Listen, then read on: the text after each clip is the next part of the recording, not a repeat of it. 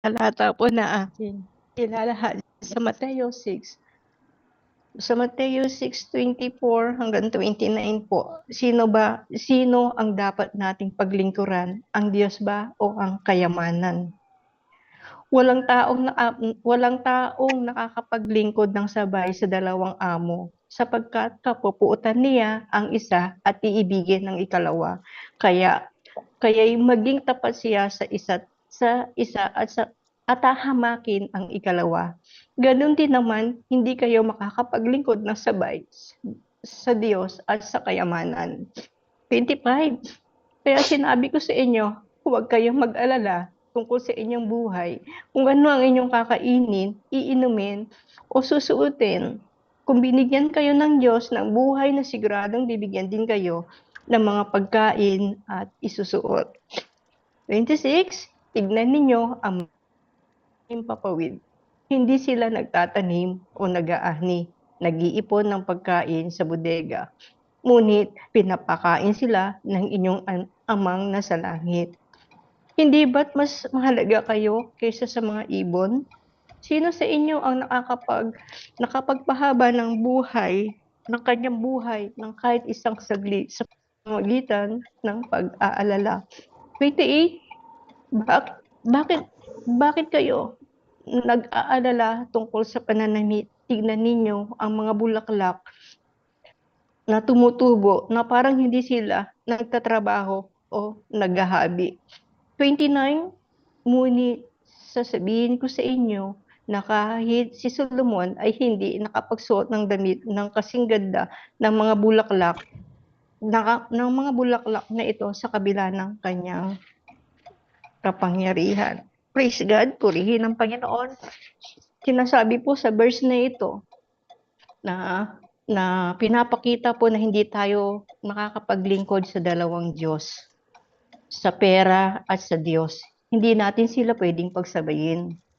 Halimbawa po, tayo po ay naglilingkod sa Diyos at the same time po, minamahal natin ng pera. For example po, di ba, yung mga tao na katapos po nilang magsimba or mag-charge po, di ba po, tapos po sila po ay yung mga gumagawa ng kasalanan na ikapapahamak po ng ating mga kaluluwa o ng mga kaluluwa po ng mga taong na sinasamba po nila yung pera. Katulad nga po sa isang bagay na halimbawa ko na rin po yung bawal na gamot, di ba po? Na dahil sa bawal na gamot, sa mga nagbebenta ng gamot, sa mga nagbebenta ng droga, para lang kumita sila ng pera, di ba po? Nakapokus yung kanilang bisyo, yung kanilang pagbebenta ng droga or pagnanakaw po. Kasi po, nakapokus po sila na sinasamba nila yung Panginoon. Bagamat, opo, nandun nga po na nagsisimba sila, nag-church sila. Tapos po, gumagawa din naman sila ng kasalanan, di ba po? Hindi po nakakalugod sa Panginoon yun. Kaya nga po, mas kailangan po, di ba? Yung mga tao pong nakapokus sa pera, sila po yung mga nawawalan po sila ng spiritual, ng, ng pananalig sa Diyos kasi nga po, di ba? Sinasamba po nila yung pera. Nangingibabaw po sa kanila yung pera. Kaysa po sa ating Diyos. Halimbawa po, di ba, pag araw din ng linggo, sa halip na po, di ba, na nasa simbahan yung mga tao, nandun po sila sa mga sabungan, kaya po, nawibili po sila sa mga online game, di ba po? Kaya po, yung iba talaga, mas pinapriority nila yung pera kaysa po yung sa paglilingkod po sa Panginoon. Kaya nga po hindi nga po dapat na natin na hindi dapat pagsabayin ng mga tao yung paglilingkod sa Diyos at po yung sa pera po. Kaya po dapat po nating tandaan na yung pera po ay hindi po talaga naman masama yan. Pero hindi naman po yan Diyos na dapat po nating sambahin. Ang mga material na bagay po at ang mga ating pong pag-aari ay hindi naman po masama o dapat nating iwasan, 'di ba po? Hindi rin po ito Diyos na dapat nating sambahin, 'di ba po? Isa lang po yung ating Diyos na dapat nating sambahin at isa lang ating Panginoon at hindi po yung hindi po yung pera. Nakakabuti po sa kaharian ng Diyos po yung ano, yung pera kung gagamitin po, mas nakakabuti po yung paggamit natin sa pera kung gagamitin po natin sa kaharian ng Diyos. Kasi po 'di ba, nalulugad po yung Panginoon kung tayo nga po ay kumikita ng pera, tapos nga po ilalaan po natin sa Panginoon, tayo po ay nagbibigay ng tithes, 'di ba po? Ayun po yung nakakalugod sa Panginoon kaysa po yung mag-focus po tayo sa pera. Kaya nga po hindi po 'yun karapat-dapat na yung pong ibig sabihin nga po, hindi po dapat na paglingkuran ang pera dahil hindi po 'yan Diyos. Pero bagamat po marami sa ating mga tao na hindi pa po na nakakapakilala sa Panginoon, mas pina-priority po nila yung paghahanap buhay, 'di ba po? Pero po tayong nakakapakinig na po ng aral ng salita ng Diyos, tumitimo po sa ating isipan, sa ating isip. Halimbawa po, 'di ba po, 'pag may platform, may gawain ng Diyos, minsan po talagang kahit na tayo po ay busy, pero po tayo po ay may panahon sa Diyos. Iyon po ang nakakalugod na mas uunahin po natin yung yung paglilingkod sa Diyos. Kasi po, iyon po yung nagbibigay sa atin ng kalakasan, pera po. Kaysa po yung uunahin po natin yung pera, yung iba nga po, 'di ba? Hindi na po sila magsisimba lalo na po pag araw po ng linggo. Mas uunahin nila yung ano, yung hanap buhay. Hindi nila uunahin yung salita ng Diyos. Hindi nila uunahin yung kaharian ng Diyos. Kaya nga po, hindi po mas inuuna nila yung pera. Kaya po hindi po karapat-dapat. Kaya nga po ito naman po sa yung yung mga kaya nga mga kapatid, bakit tayo mababalisa kung wala tayong kakainin at iinumin? Kung ang mga ibon, ang mga lumilipad sa himpapawid, hindi hindi hindi nababahala ni walang mga trabaho, hindi po ba? Ang mga ibon, kung atin pong titignan, titingala tayo sa langit, titingala tayo sa himpapawid, di ba po? Titignan natin sila, bakit nga, di ba? Hindi sila hindi sila ibig sabihin na hindi sila lumilipad-lipad lang sila pero nakakakain sila, 'di ba po ba? Hindi sila nababahala at wala rin silang trabaho. Tayo pa kaya na binigyan tayo ng Diyos ng isip upang gamitin ang ating isip. Napakapalad po natin at na dahil po tayo po ay binigyan po ng isip ng Panginoon na gamitin natin ang ating mga isip na hindi na po dapat tayong mag-alala para sa bukas. Hayaan po natin yung bukas ang mag-alala sa atin. Kaya nga po napakapalad natin ng mga tao dahil po tayo po ay binigyan po ng kaisipan ng ating Panginoon. Kaya bakit tayo mababahala? Kahit sa pananamit, di ba po? Huwag po tayong mabahala sa ating pananamit. Huwag tayong mabahala, bagkus manalangin tayo, manalangin ka sa Diyos na habaan ang ating buhay, 'di ba nga po? Katulad nga po 'di ba si Haring Solomon, bagamat po sa kanyang karangyaan, sa kanyang kayamanan, sa kanyang ah, tinatamasang kayamanan, 'di ba po? Hindi po siya nagsuot ng kasing ganda ng mga bulaklak na ito sa kabila ng kanyang karangyaan. Amen po. Iyon lang po yung akin pong masasabi po sa Mateo 6 Mateo 6, Mateo 6:29 hanggang Mateo 6:24-29 nga po. Wala po tayong dapat na hindi po natin po dapat sambahin ang pera. Dapat po natin unahin yung paglilingkod po sa Diyos dahil po ang paglilingkod sa Diyos ay nagiging kalakasan po sa ating mga kaluluwa. Katulad ko po na dati rin po nung nagninegosyo din po kami, alam niyo po ba noon ng mga panahon na marangya pa yung aming buhay, na masagana pa po sa Guagua, Pampanga.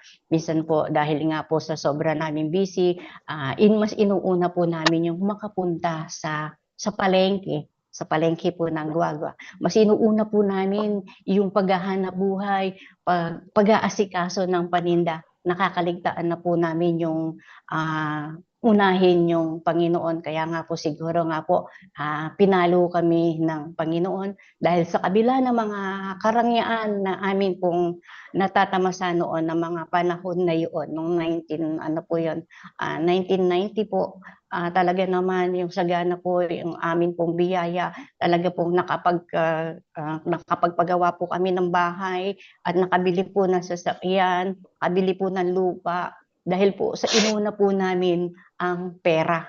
Pero bagamat po malaki po talagang pagkakamali. Ngayon nga po, alam niyo po ba mga kapatid, ang lahat ng iyon ay nawala. Dahil po, yung, yung aking ex-husband, mas inuna niya po yung bisyo niya. Sasabihin natin na isa niya rin niya po yung bisyo rin po yung drugs. Kaya nga po hinalimbawa ko po yung drugs.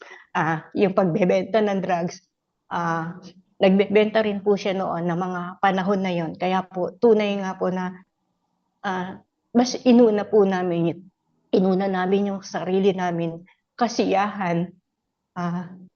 Ayun po. Kaya nga po, hindi po, tama-tama, alam niyo po ba itong tekstong ito?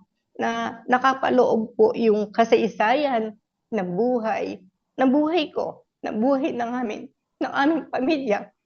Kasi po, yung mister ko po, yung ex ko, nalulong sa drugs, sa babae, lahat po nagbisyo. Kaya po, kasi sinamba po namin yung pera, sinamba po namin yung kasaganahan, lahat po natamasa po namin na ngayon po, wala na. Yung katulad nga po yung bahay na yon, yung bahay namin, na yun na lang bukod tanging natitira. Alam niyo po ba mga kapatid, sinangla pa po ng ex-husband ko yung lupa na yun, yung bahay at lupa na yun, yung titulo, para naman po sa mga anak namin yun. Pero bagamat nga po, dahil inuuna niya po lagi yung pera, inuuna niya yung pagsamba, kaya inuuna niya sambahin ng pera. Kaya nga po, isang lesson to Isang lesson na rin po sa atin, sa ating lahat na hindi po natin dapat na unahin yung pera. Unahin po natin yung kaharian ng Panginoon.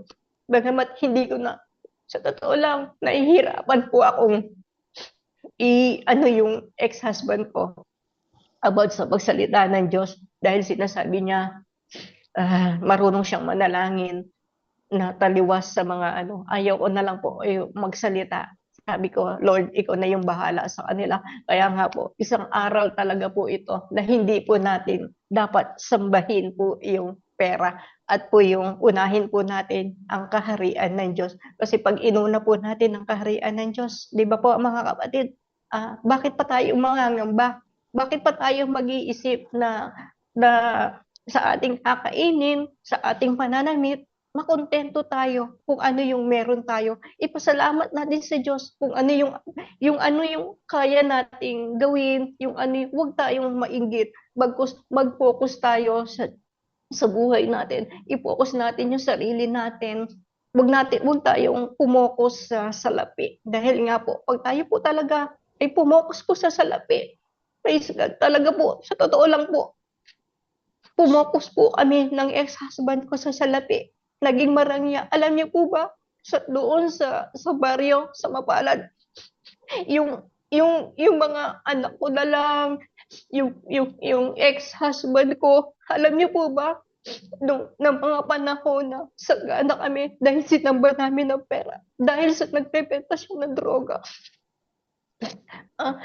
Ang lahat nagyun dahil nawala. Bagamat sa totoo po, ayun nga po, ang tamang-tama kasi itong pahayag na to na pagkatapos po namin mag-charge, magsimba, alam niyo po ba, ayun na po, magtatariya na po siya. Hindi